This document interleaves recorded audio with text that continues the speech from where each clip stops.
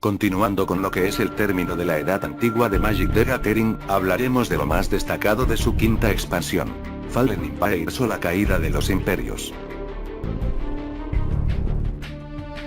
Fallen Empires fue la novena colección y el quinto set de expansión. Se lanzó al mercado en noviembre de 1994 y consta de 187 cartas, siendo tan solo 102 funcionalmente únicas, ya que el resto de cartas son variantes de estas, simplemente con la diferencia de que tienen ilustraciones distintas. La tirada total de cartas impresas de esta colección fue de entre 350 y 375 millones. Su símbolo de expansión es una corona y entre las novedades que aporta este set cabe destacar que se profundiza más en los temas de tipo tribal y por primera vez se empiezan a usar mecánicas relacionadas con el uso y creación de cartas de ficha, tokens. Temáticamente hablando y de forma general se continúa experimentando con los conflictos entre colores. Esta colección, al igual que su predecesora y la posterior Homelands, es considerada como una de las peores de la historia del juego. Fallen Empires es la colección con críticas más dispares por parte de los jugadores y la controversia sobre su eficacia todavía continúa a fecha de hoy. La pésima calidad media de la colección, sumada a la sobreimpresión masiva del conjunto, hacen que sus cartas en el mercado secundario, incluidas las raras, generalmente no superen ni los $2 de valor. Fallen Empires se vendió en sobres de 8 cartas y en cajas de 60 sobres. Cada sobre contenía 2 cartas poco comunes y 6 comunes. En la hoja de impresión de cartas poco comunes, 36 lo fueron del tipo 1, lo que significa que estas cartas eran 3 veces más infrecuentes entre las mismas cartas poco comunes y por lo tanto podrían considerarse como las cartas raras del set. Funcionalmente hablando, en realidad solo había 15 cartas comunes que aparecieron en 4 versiones y 20 que aparecieron en 3 versiones. También hubo una carta, The Lifescon, considerada común, pero que como solo tenía una única versión, a pesar de completar la lista de 121 comunes es igual de rara que una carta del tipo 1. Debido a que las colecciones anteriores a esta inundaban el mercado de la época y dado el exagerado volumen de cartas que se imprimieron de Fallen Empires, el mayor para una expansión hasta aquel entonces, los sobres de esta colección permanecieron disponibles hasta bien entrado 1998, a pesar del hecho de que los de Wizards detuvieron la distribución de cartas de este set en enero de 1995.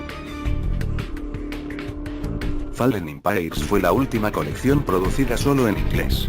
Sus sucesoras, tanto la colección básica de cuarta edición como el bloque de Edad de Hielo, Ice Age, empezaron a estar disponibles en 6 idiomas. Como dato anecdótico de esta expansión les diré que debido a un error de impresión un pequeño número de cartas de Fallen Empires fueron distribuidas con el reverso de Wyvern, juego que se manufacturaba en la misma fábrica y al mismo tiempo. Otra gran metida de pata de Wizards que al final simplemente nos deja para la historia un añadido más a la colección de rarezas y cosas extrañas.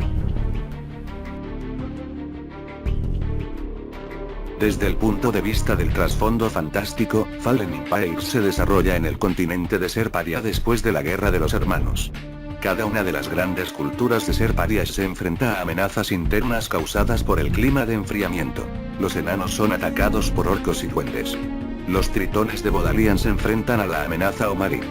Los elfos de los bosques luchan para contener a los Talix, similares a hongos. Los orgullosos soldados de Icatia se enfrentan a la oposición de los defensores religiosos.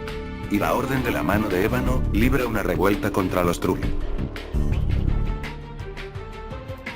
Ahora bien, desde la perspectiva propia del juego, Fallen Empires no aporta palabras clave nuevas ni mecánicas nuevas, aunque sí introduce una temática basada en lo tribal que más tarde se volvió a rescatar en la colección de Onslaught.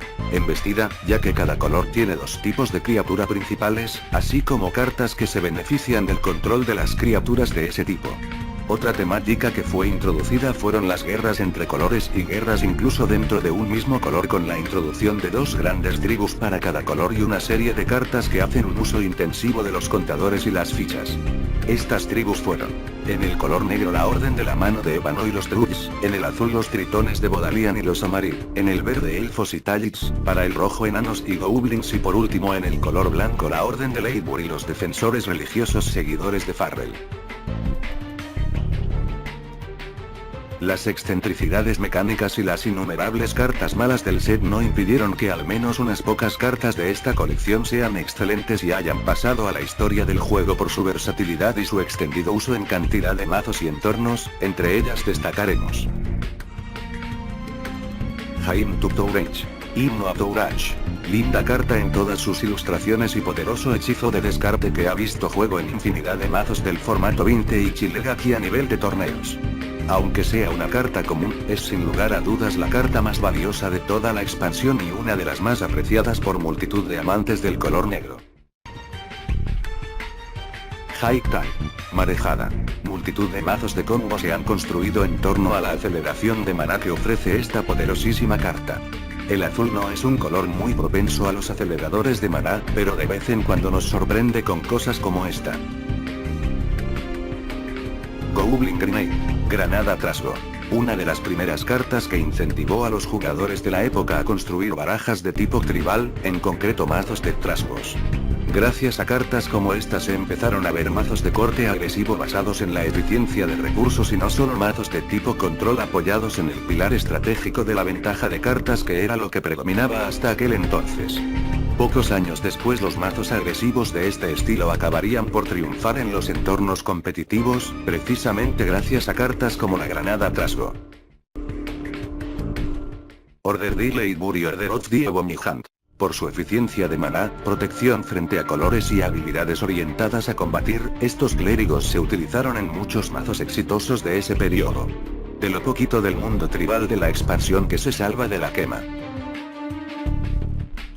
Pues hasta aquí el repaso de hoy, en el próximo vídeo por fin entraremos a revisar la colección que unificó a la comunidad mundial respecto a este juego de cartas que se estaba abriendo paso entre los rincones del mundo y dejando de lado lo que se podría denominar la época antigua de Magic.